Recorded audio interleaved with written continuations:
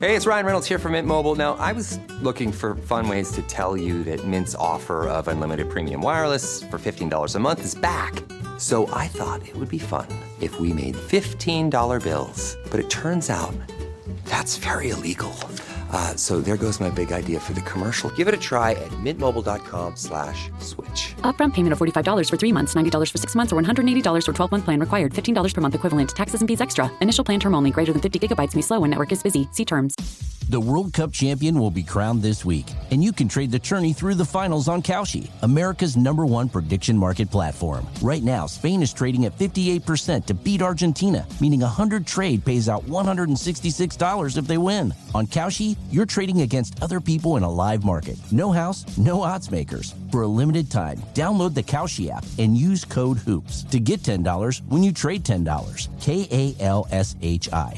Kalshi. Trade the beautiful game. 18 plus only. Restrictions and eligibility requirements apply. Event contract trading involves risk and may not be suitable for all investors. Kalshi products are not available in all jurisdictions. Prices, values, and available markets may differ from those mentioned. For more information, see kalshi.com/regulatory. Welcome into another edition of the James Boyd Podcast. I, of course, am James Boyd, joined by my editor, Jim Aiello, and we are back after a little bit of a hiatus. Had to take care of some business with the family, accept a couple of awards that I owe Jim and a lot of people a lot of grace and, thanks to for that. You'll get the Sports Writer of the Year, Jim. How you feeling? I'm proud of you, man. Honestly, like I said, I want to make jokes, but I'm super happy for you. I know, like I said, I know we've talked about this before, and we don't have to spend a lot of time, but I think you've earned it. I think you've become an incredibly authoritative voice in Indianapolis, and people. I think I put this in your review. You can give there's the people behind the scenes. We just did James's review, and I think it's pretty cool to see how often people are seeking out your writing and your podcasting and your radio stuff, and and it's not just Colts. So I am I'm very proud, and I'm excited to see where you're going. Shout out to the National Sports Media Association for the honor, Indiana Sports Writer of the Year. I don't take it lightly. I know I joke around a lot here on the podcast and really just I feel like in everyday life. But Jim, and I think the listeners and readers know, I do take the job serious. Not myself, right, but the job serious. But I promise I started with that because it makes sense to what we're going to talk about today. So throughout accepting the award, visiting family, everyone's telling me I'm all this, all that. Are you going to hold out? Is that what's going to happen? You're holding out for more money?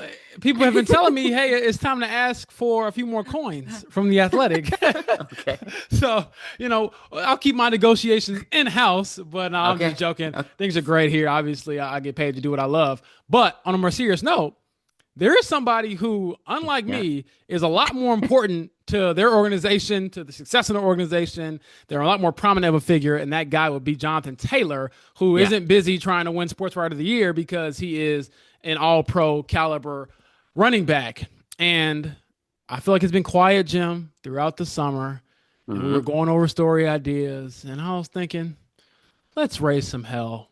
Yeah. What would Jim Irsay, what would the late Jim Irsay do? He'd rile some people up right now. So, in the interest of not just jokes, but reality, JT said throughout the spring, hey, I want to be a Colt for life. We're 2 weeks away from training camp starting up. And I think that if you're trying to get paid, if I'm in JT's shoes, we have to revisit the hoodie conversation, the possible hold-in, maybe give Malky Kawa, his agent, a call to say, remember last time we were in this position and we wanted to get paid, we kind of just raised a little bit of hell? Hell must be raised, Jim. I am planting my flag. It's in The Athletic this morning. JT should hold in. I think the most compelling part of this story and this storyline, this angle, is that he is 3 years older than the last time that he angled for a new contract. And I'm glad you steered me correct, because I definitely remembered it as a hold-in, and then I remembered that he had an ankle injury, which James is putting in air quotes right now, that kept him out of all of training camp in the first 4 games of the season, and then he got paid, and then his ankle felt better. Not going to comment on that. Just going to say, technically it wasn't a hold-in. Technically he was hurt. But I do think that, you go through it like running backs. Typically, you mentioned in your story, they don't usually get a third contract from their original team. You get the rookie deal, you get the one extension, and then usually you let him go. That's kind of how it works here. Jonathan Taylor's 27. He's got racked up some mileage. Guy had led the league in carries last year. And yet, like I said, I think he has more leverage this time than he did last time, which again, your story gets into in details, but there are just so many aspects, and I don't know which one you want to start with, but there are just so many aspects of this Colts team right now that make it like critically important to have Jonathan Taylor on the team, happy and performing for this thing to go well. This is, I mean, we'll start with the Chris Ballard part of it. I think is really like this is a make or break season for him. I mean, we think, right? Like I think knock on maybe wood. we've said that like 2 or 3 years in a row, and that hasn't really been the case, or he's been able to like straddle that line of like, all right, one more year. But as you mentioned, like contract year for him, this is it. Like I think he's gonna have to. I think it's gonna be kind of a playoff or bust season for him. So he needs the stars to align. I mean, both literally and figuratively. Like he needs all of his best players to play quite well, and that means his best players being on the field and doing what they do best. And if Jonathan Taylor decides, hey, you know what? I don't know if I want to play in this last year of my contract because what if I get hurt and I never get paid again?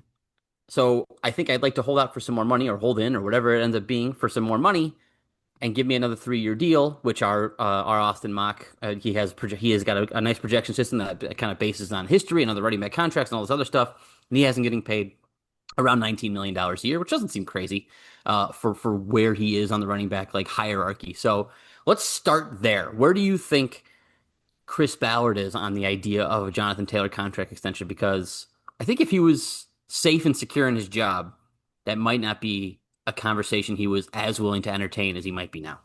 Yes, I do think in his heart of hearts, Chris Ballard loves his homegrown talent. He especially loves, like any GM, when that homegrown talent hits. And for us to sit here, and this actually isn't in the store, but I've written about it before. JT all time, I think, ranks fourth or fifth. I think it's fifth in average rushing yards per game. And the four guys ahead of him are all Hall of Famers. He averages the most of any current player, just about 90 yards per game on the ground, which is just absurd. So I do think he's deserving of a contract extension. I do think Chris Ballard would like to give him one. Now, the $19 million that Austin Mock threw out there, and he does great work for us at The Athletic, and go check out more of it. He just had a piece actually on Jahmyr Gibbs and Bijan Robinson being the next two running backs that perhaps reset the market. But all that to say, even if it isn't $19 million, let's just say, hey, JT, we want to come give you a little bump from last time. I think last time he signed a deal was $14 million annually. We'll give you 15 or 16. I still think that would behoove Jonathan to sign it or at least consider it. But the issue is that, and we've talked about it at length throughout the spring heading into the summer, Jim, is just how much control and freedom does he have to do so? And I get it. Right. JT is aging, and he is a guy who's had a ton of carries in his career.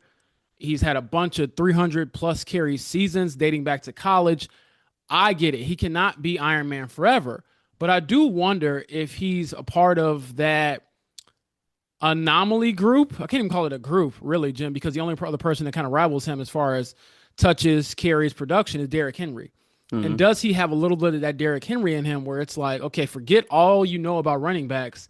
This guy might just be a little bit different. And if you go back to 2023, the reason why the situation is a lot different besides just the age is that JT back then was coming off a very down year. 2022 season where he was banged up, hardly played, and it's like, well, you're trying to ask for money at that point from 2 years ago or 3 years ago when you were an all-pro. Whereas now, the last 2 years, he's been all-world.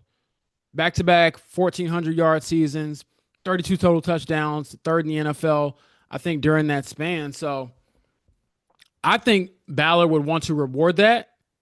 But at the same time, and I didn't get too much into this in the article, and it's probably a conversation to have if and when we get closer to like, okay, are they going to pay him or not? Just the structure of the contract. If you can structure it the right way, like if you front load it with a guaranteed money up front and there's an out, let's say after 2 years, then I would be more open to that. I think they would be more open to that too, to re-signing JT. Where it gets tricky is if he's like, I want 3 years no matter what. It's like, well, Yeah. I don't know about that, but if there's a quote-unquote 3-year deal, but really it's 2 years with an out, I'm okay with that. And I think the Colts should be okay with that if they're convinced this wasn't a mirage. You gave Daniel Jones a 2-year deal. He's going to be here Yep. without a first round pick, mind you, until 2028. So, or at least through the 2027 season. And so if that's the case, then I don't see why you would necessarily want to perhaps jeopardize or hinder your future or even your present if JT is unhappy. So, devil's advocate a little bit, Jim. I do and I can see why the Colts would be like, hey, wait a second. We don't have to do this. But I just wonder, and I'm throwing it back at you, do you think, and we'll find an answer out very soon, but do you think it's worth, if you were in JT's shoes, ruffling a few feathers just to see if they'll blink or who will blink first? Yeah, I was going to say, I mean, it might not be worth it to them financially, but I think they're going to test their resolve and say, hey, I know you guys want to win some games this year, especially you, Chris Ballard, who needs to keep this job. I think you would like to have me on the field, which gets to another point of Jonathan. Again, if I'm Malky Kawa, I'm like, yeah, Jonathan's going to sit for a few games. Who do you have backing him up? Who are you going to give the ball to 30 times, 25 times a game? Is that who you got there? And I think Chris Ballard would project confidence in some of the young guys that he has drafted recently, but I think he would know in his heart of hearts that he can't count on them necessarily to give anything close to what Jonathan Taylor brings them. I think that he knows that Daniel Jones is coming off of an Achilles tear and that this offense already goes through Jonathan Taylor. Like I said, he led the league in rushing with 323 carries last year with with Daniel Jones playing with that Achilles tear, especially early in the season. You know they're going to prefer to play it safe, hand the ball off, and win games that way if they can. So if I'm Malky Kawa, I'm saying, like, yeah, maybe financially it doesn't make sense for you guys in the future. I don't care. I want Jonathan Taylor to get paid. I want him to get paid for 3 more years. I want his 28, 29, and 30 seasons paid. And if you don't pay him, he's not playing because he's getting paid this year. So we're good. And he can do the thing where he shows up for the end part of the season. Like, again, all the threats I feel like are very real from the like it's different this time around for Jonathan Taylor and for Malky Kawa because again, he was playing on a second round rookie contract. He hadn't made his money yet. Like now he's made money and he can, again, we're talking about like his future and taking care of his family. Like he's pretty much been able to do that. And now he can make sure he can lock in the rest of it.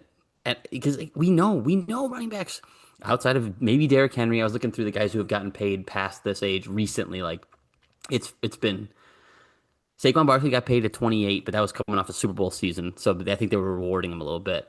Christian McCaffrey got paid at 27, but that was a little different too because they had just traded for him and they were going to pay him essentially to stay longer in San Francisco after giving up a lot of picks for him. So those were different. Derrick Henry is in there. He got paid at 31, but that was, again, a free agent deal that it wasn't even that. I mean, he only got $15 million a year. So anyway, the rest of the guys typically you'll see are getting paid at younger ages than what Jonathan Taylor is. But you asked the question, like, do you want to ruffle some feathers? Yeah, I don't see a downside, honestly, for Jonathan Taylor, other than, he wants to be a good team player and be there for his team and win games. I get all that, but they have the cap space, as you alluded to. They can afford to pay him in that sense. He has proven himself to be a top 5 running back in the NFL. He has proven himself to be an MVP caliber running back at his best and when the offense is humming. I don't see a lot of holes in the argument for those guys. So I think if I'm Chris Ballard, I'm coming in at 17, 18 million a year. But if you're Jonathan Taylor, you're like, yeah, I think I want 19. I think I want 20. Like I don't see a lot of recourse for the Colts other than just simply saying we're not going to do that. We're not going to pay you. And maybe this comes down from ownership saying like, hey, we don't know about Chris Ballard's future. We don't even know about Daniel Jones's future. Like we got him signed for this year and next. We don't want to commit to anything beyond that. Like we're 20 through 27. We want to be, if things go haywire, we want to be free, like free to do whatever we want to do. And I totally understand that. But if you want to win this year, you need Jonathan Taylor and you need him happy. Yeah. And I just wonder if that's a more nuanced conversation. Can you think like that as a GM? Can you think like that as an owner? Well, actually, just in case this crashes and burns in 2 years, we want her out. Because for so long, you've told us, well, no, we believed in what we saw through the first half of the season. And let me follow up real quick with you, Jim.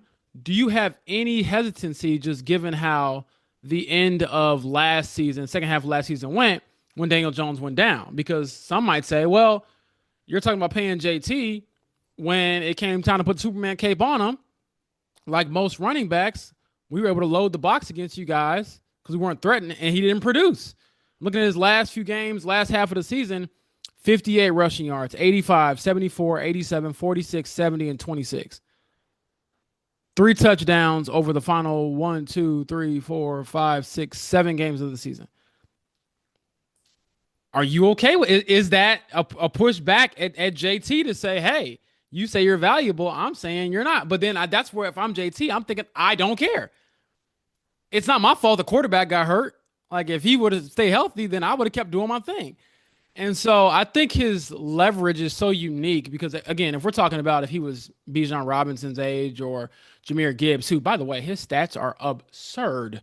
He scores at an unbelievable rate. I mean, He does. I think he's got 38 total touchdowns over the last 2 years, which is just incredible. But I don't care about the age. I'm telling you all, look, I played all 17 games last year. I'm fully healthy. Never once appeared on the injury report, and you're telling me you're going to load me up again. I might need some reassurance for that. And as you alluded to, it's even more emphasized this year because you have to have someone in that backfield that can alleviate pressure on your quarterback as he tries to regain his full strength. So it's a very nuanced conversation, but I think you touched on something else that we can kind of pivot to a little bit and expand on is how much control are you willing to cede or give to Chris Ballard, even though you know this is the final year of his contract? Like, is this going to be Carly Ursay-Gordon saying, and of course every owner is going to sign off on an extension or a contract, but I'm just asking, is this going to be one of those things where she allows him to operate as if it isn't his final year? Or is it, wait a second, don't use that checkbook because you might not be here to basically cash it in? I think you have to have an honest conversation. I mean, if you're Carly Ursay-Gordon, you have to have an honest conversation with Chris Ballard and say, like, let's try to put that stuff aside. Would you, in thinking about what's best for this Colts franchise, pay Jonathan Taylor to be here for another 3 years after this, and see what he says? I think Chris Ballard is going to try his hardest, I would say. I believe him when he says he has the best long-term interest of the Colts in mind. I do. When he says that's the way he wants to operate and tries to operate and doesn't think about his contract and all that stuff, I actually do believe him to a degree. To a degree that what is controllable, I would say. Like, I do think that everybody has survivor instinct. Everybody has the you want to protect what you have and your future and all that stuff. So, like, I don't know that Chris Ballard will be able to block out some of that stuff in his brain. Again, I'm not saying they're not doing anything with malice. I wouldn't accuse him of anything like that. I just think that there's going to be a small part of him that says, like, whether he can't control it, that says we need to win this year, and I need Jonathan Taylor to do that. Like, we're not going to win the games we need to win. We're not going to be the high-powered offense we need to be unless we have Jonathan Taylor. So I think if you're Carly Ursay-Gordon, you have to know that going into that conversation. But I honestly think she's going to be the one that has to make this call, kind of in the way that we saw this last time, right? Like, her dad was the one that ultimately made the call here with Jonathan Taylor, and it worked out. I mean, I think Chris Ballard was right to hesitate to pay a running back. Like, you don't always want to pay a running back, but I think ultimately they pulled the trigger, and he had a little bit of an injury-riddled season 2023. He had the holdout plus a little injuries, but I mean 2024 and 2025, he's been almost as good as you could have hoped for on that extension. So I think it worked out.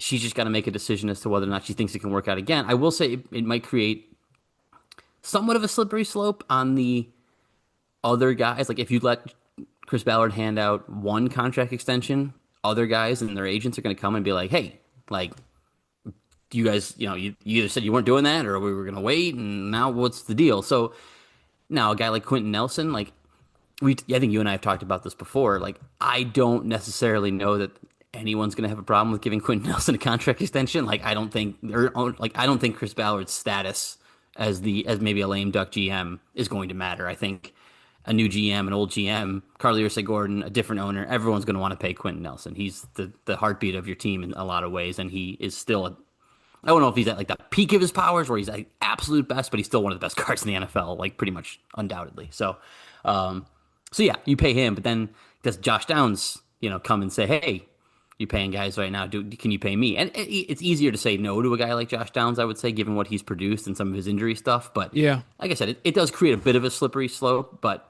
ultimately, to answer your question, I just think Carly Ursay-Gordon's going to have to make this call herself. Is keeping Jonathan Taylor in Indianapolis for the next 3 years in the best long-term interest of this team? And if she says yes, then you let him do it. You know the cap's going to keep jumping like it has. So Yeah. it's, 20 million now is not going to look like what 20 million is in 3 years. So you could probably stomach it. Again, I'm looking at their cap sheet for the next 3 years.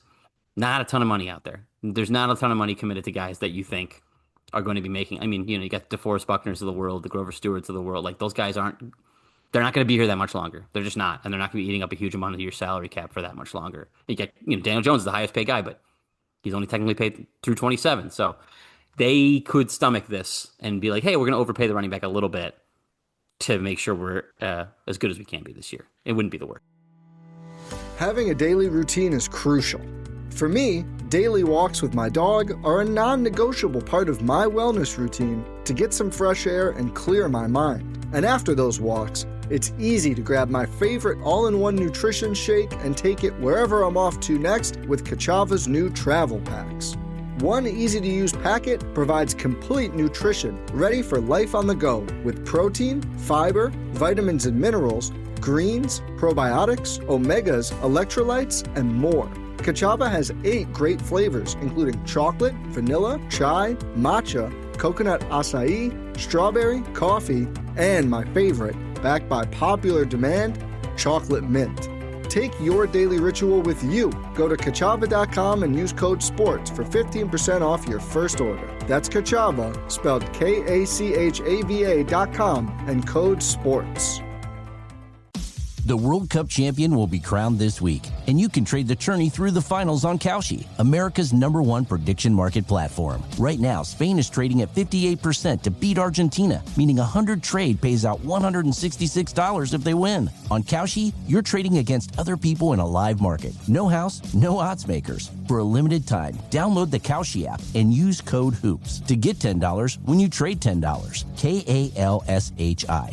Kalshi. Trade the beautiful game. 18 plus only. Restrictions and eligibility requirements apply. Event contract trading involves risk and may not be suitable for all investors. Kalshi products are not available in all jurisdictions. Prices, values, and available markets may differ from those mentioned. For more information, see Kalshi.com/regulatory. If the world were like a Sleep Number mattress, everything would adapt for your comfort. Your coffee would never get cold.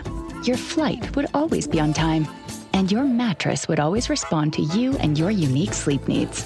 Sleep Number mattresses are designed to respond to your body and shift with your changing life, helping you fall asleep faster and stay asleep longer. To experience a whole new world of comfort, visit a Sleep Number store or go to sleepnumber.com. Sleep Number, to a good life sleep. Let me throw this at you because I didn't put it in the story and I figured it'd be a funny topic to bring up here on the podcast. So we were talking to Josh Downs in the spring about wanting to get a contract extension. Do you think about it? And the person that he mentioned that he's kind of gone to for advice is none other than number 28, Jonathan Taylor. And the advice, this is from Josh Downs, told to us that he received from JT was, don't worry about it. Just go out there and play. Don't think about the money. Yeah, but he ain't do that. And so I thought that was hilarious.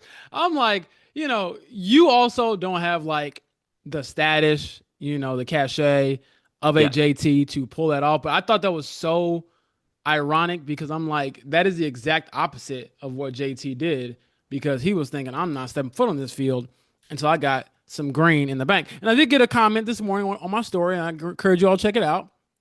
I had a line in there and actually kind of adapted it from what I heard from Floyd Mayweather years ago. And he was talking about making all this money and stuff like that. People were like, oh, well, how come you don't fight this person, do this and do that? And he was like, well, I'm in it for the money. And people were so mad about it. He was like, look, my kids can't eat legacy. And I kind of put a spin on it and put it in my story. You can't put legacy in the bank. Like JT's legacy with the Colts is already good enough to be a surefire lock for the Ring of Honor. Yep. Who knows? If he stays like this for another 3 to 4 or 5 years, he could be a Hall of Famer someday. He could be one of the last guys we see in the NFL eclipse 1,000, not 1,000, I'm sorry, 10,000 rushing yards for their career. Because I feel like that's like a dying threshold, Jim, because running backs just aren't bell cows like they used to be. You move on from them quicker.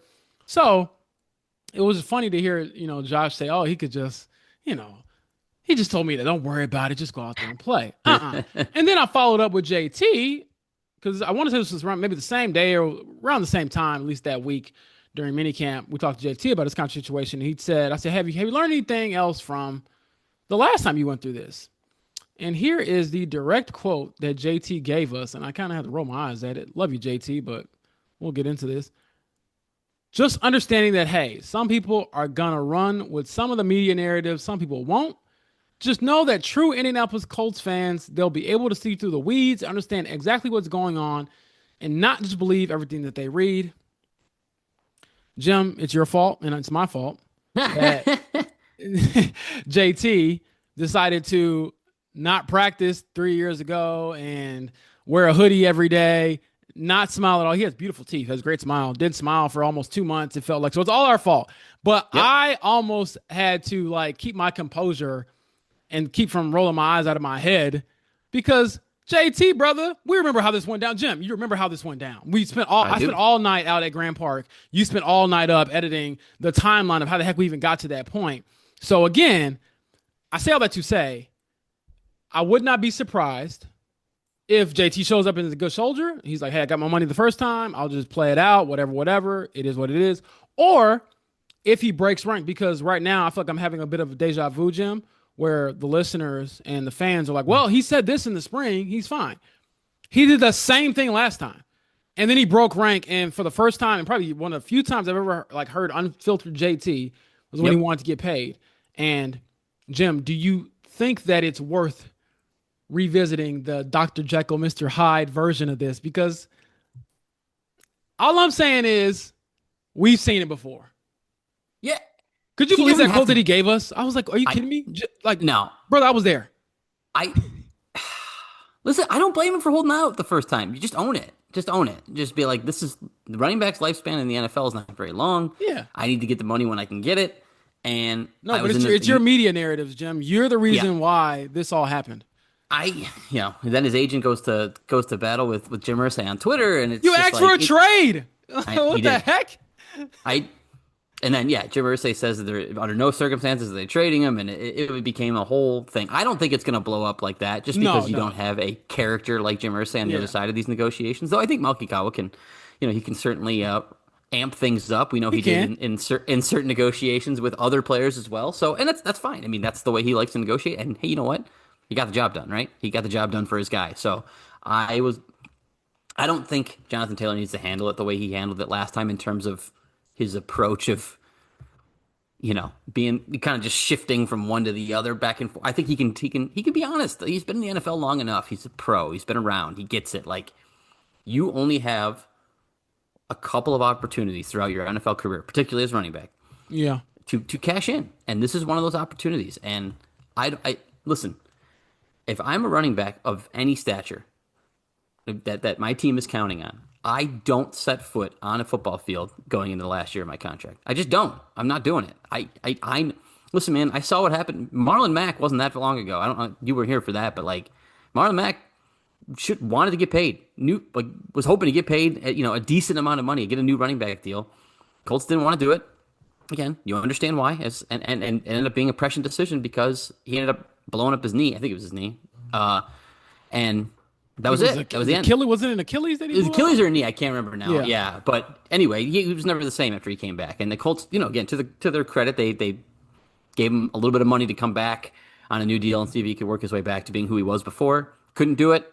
Out of the league, gone. That's it. That's a lesson learned though for running backs is if that get your money before that happens if you can. Again, Marlon Mack probably wasn't of the stature of somebody that could do it because they had drafted Jonathan Taylor, so they had somebody in the holster going, well, we don't have to pay you. We're going to get Jonathan Taylor. We're fine. Jonathan Taylor doesn't have to worry about that. They didn't draft his replacement behind him, I don't think. I mean, they drafted a couple of guys the last couple of years. I don't think either is necessarily a threat to replace him. Maybe I'm wrong. But I think if you're Jonathan Taylor, you have the most leverage you're going to have for the rest of your NFL career at this point. This is it. This is the last time he's probably going to make a huge deal. Unless he is Derrick Henry, somehow he hits the free agent market at 30 years old and and cashes in. But I don't think that's going to happen. It doesn't happen to most running backs. So he's got a ton of leverage right now. I think he should use it. I really do. And he doesn't have to be all mysterious or pouty about it. He could just explain the situation. This is who it is. This is what it is. This is what I think I'm worth. I think the Colts know that I'm worth that. When they pay it to me, I will come out here and deliver just as they expect.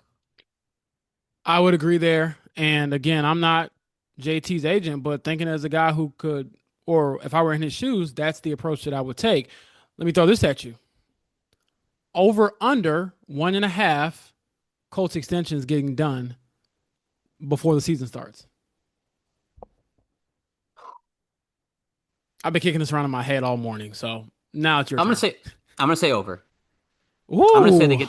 Okay. I'm gonna say they get Taylor done, and it might be what you said. Like it might be something in the middle. Like if I'm Taylor, I want to get paid my 28, 29, and 30 seasons. I want that security. The Colts probably don't want to do that, but the Colts could say, "We'll bump up your salary this year." Yep. Because they have some cap space. We'll bump up your salary this year, and we'll pay you out for the next 2 years. We'll pay you for 27 and 28. It's probably a little further than they want to go, but it's a good compromise instead of having to pay him into 29. Whereas Jonathan Taylor then gets a little extra money now, gets security for the next 2 years.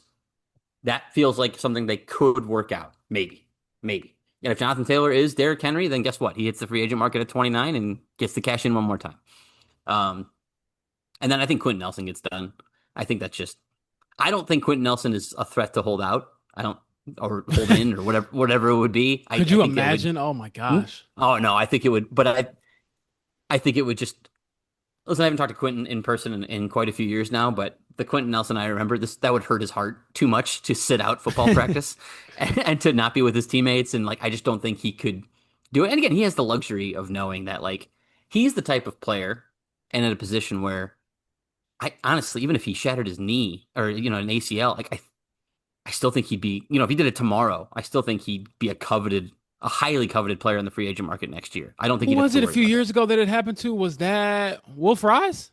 Yeah, Will Fries, who was obviously a way less heralded player than Quentin Nelson, broke his leg and then ended up getting, I want to say like a $80 million deal to join the Vikings the following offseason. So I actually think it was more, wasn't it? Did he get to 100?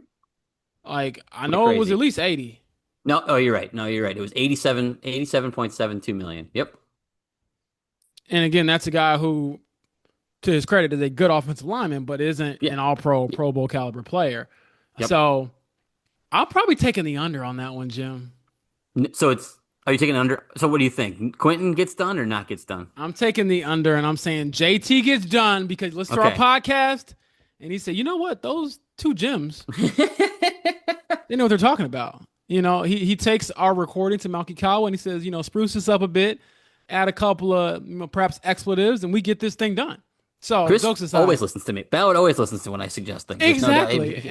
I get calls, texts all the time. So yeah. And from what I understand, I actually did reach out to him recently. It was about just basically checking in. Hey, how's your summer going? How are you doing? Blah, blah, blah. I try to keep the peace or at least be a human being every now and then. He told me he's had a good summer. And I was like, well, I'll see you in 2 weeks. And he's like, yeah, I guess I will. And I'm like, oh, you know these questions are coming, brother. You know that. And so I'll be nice right now. Yeah, a little inside baseball for the listeners. Just to let you know, we do. And this isn't even just for Ballard. I mean, I've done it for Fever, Pacers, execs, and people around the team, coaches, Rick Carlisle, whatever. You always want to check in a little bit just to kind of, see how things are going from a personal life standpoint. And I think that creates a better relationship professionally as well. But nevertheless, in about 2 weeks, Chris Ballard, to my knowledge, will be made available like he typically is before the start of training camp. And this is when we get to really grill him on all of these kind of lingering questions of, okay, yes, there is all this cap space.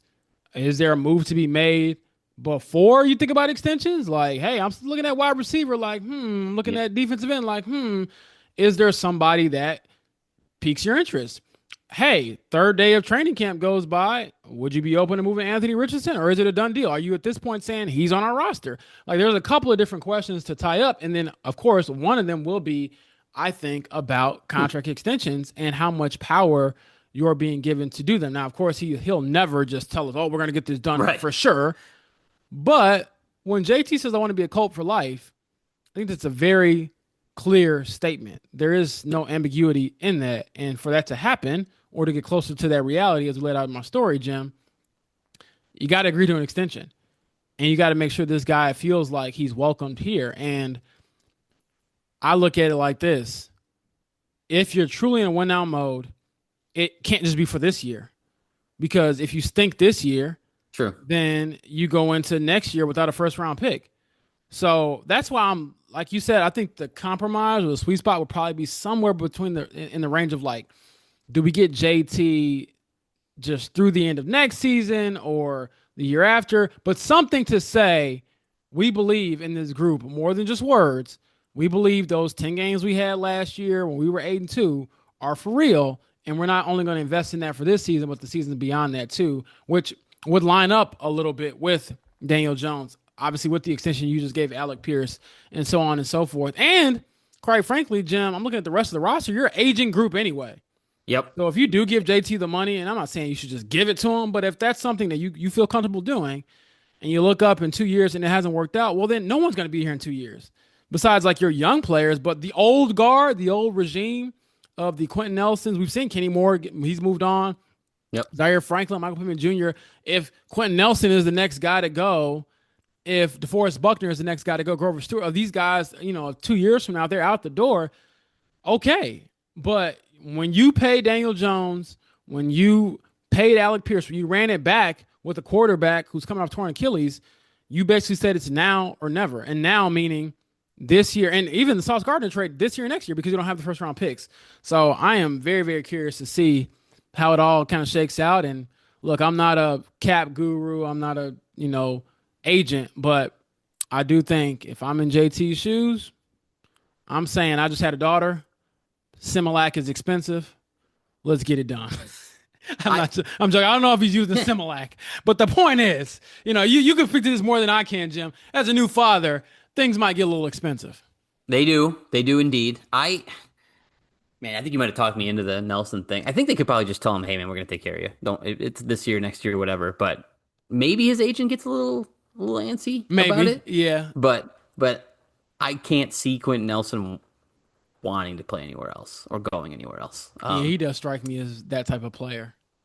I think he's pretty happy with where he is, and hopefully, I think his hope. I'm guessing, but I'm guessing if you asked him, do you want to play your entire career in Indianapolis, he would say yes. So that would be, yeah. I don't know. I'm fascinated by it. Like, there's so many dynamics involved here with this team with the quarterback and with the GM that all affect whether or not you're going to pay a running back for a couple more years. It's crazy. Again, it's such a different situation than it was last year. And we can't just dismiss the fact that he has, he's back-to-back seasons of 300 carries. Like that's not nothing. Like he could fall apart. He could fall apart this year. I know as a fantasy football guy that I'm a little scared of Jonathan Taylor because you usually don't want to draft the guys that have 300 carries back-to-back years. True. So true. It's definitely one of those things. It's a very complicated situation.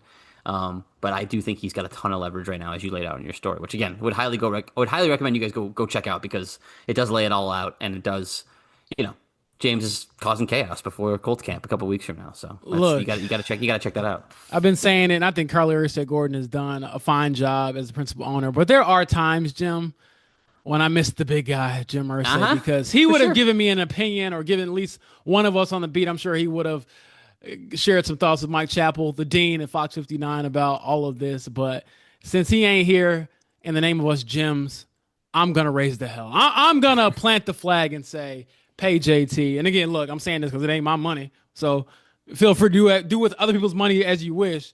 But jokes aside, I think it's an important sort of inflection point for the offseason. And as I put in the story, a litmus test is kind of see, okay, how much freedom does Chris Ballard really have? How much do you really believe in his group? Because money, I think, really determines, no matter what business you're in, Jim, and I'll probably end it on this note, money usually determines how much you believe in something. I could say, oh, man, I really believe in that team. Bet on it. Well, not if you're a player. Don't do that. Don't make it like that. But, like, usually it's like, okay, well, I believe I can make this basketball team. Well, I'm going to invest in these basketball shoes to help you get there. Like, those types of things. Yep. I'm just using like regular everyday examples, but if you're in a actual professional sport, teams, GMs, owners, they show they believe in somebody or believe in a vision when they put the money down to support that. And until that happens, I do think it's fair to wonder, okay, how much do you actually believe in this team in this future? So I'm excited for it. As you can see, I'm getting a little antsy with some of the crazy story ideas. I promised we got some other things coming, not just, ruffling feathers. But, Jim, I think it was a fun little exercise for us. For sure. I enjoyed it. I can't wait for you to ask Chris Ballard that exact question. Do you believe Jonathan Taylor will be a good back for the next 2 to 3 years? And then if he says, did he say yes? He'd be like, well, you should pay him then. Like, yeah. And then he's going to be like, guys, I don't get into that, James. Yeah, I missed he's smarter than that. He's smarter than that. He won't answer that question. But exactly. I look forward to you asking it anyway. So yeah. I'm excited for it. And really just excited to see you all out at camp. I know we'll be doing some remote live shows of our station 107.5 The Fan out there as well. And Robert Mays actually hit me up yesterday as well. He'll be stopping by in August for camp and told me, hey, hop on the Athletic Show podcast if you have a second. Of course I got a second. That's the great human being. It's a great podcast. I think it's very informative. So a lot of fun stuff coming. Got to get back in the groove, knock the rust off. But nevertheless, Jim, I'll end it on this as well. Grateful for you. Grateful for the team. I'm not sitting here, having award-winning journalists in my bio or something like that without you all supporting what I do and have a little fun along the way. So looking forward to more of that in 2026 for sure. And so on that note, Jim, I wish you the best. I'll talk to you probably in like 10 minutes, but the rest of you all, we'll talk to you all next week. And until next time, my friends, you all stay safe and stay cool, please. It's very hot out there. Stay hydrated. And we'll talk to you all very, very soon. The World Cup champion will be crowned this week, and you can trade the tourney through the finals on Kalshi, America's #1 prediction market platform. Right now, Spain is trading at 58% to beat Argentina, meaning 100 trade pays out $166 if they win. On Kalshi, you're trading against other people in a live market. No house, no odds makers. For a limited time, download the Kalshi app and use code HOOPS to get $10 when you trade $10. KALSHI. Kalshi. Trade the beautiful game. 18 plus only. Restrictions and eligibility requirements apply. Event contract trading involves risk and may not be suitable for all investors. Kalshi products are not available in all jurisdictions. Prices, values, and available markets may differ from those mentioned. For more information, see kalshi.com/regulatory. If the world were like a Sleep Number mattress, everything would adapt for your comfort. Your coffee would never get cold. Your flight would always be on time. And your mattress would always respond to you and your unique sleep needs. Sleep Number mattresses are designed to respond to your body and shift with your changing life, helping you fall asleep faster and stay asleep longer. To experience a whole new world of comfort, visit a Sleep Number store or go to sleepnumber.com. Sleep Number. To a good life sleep.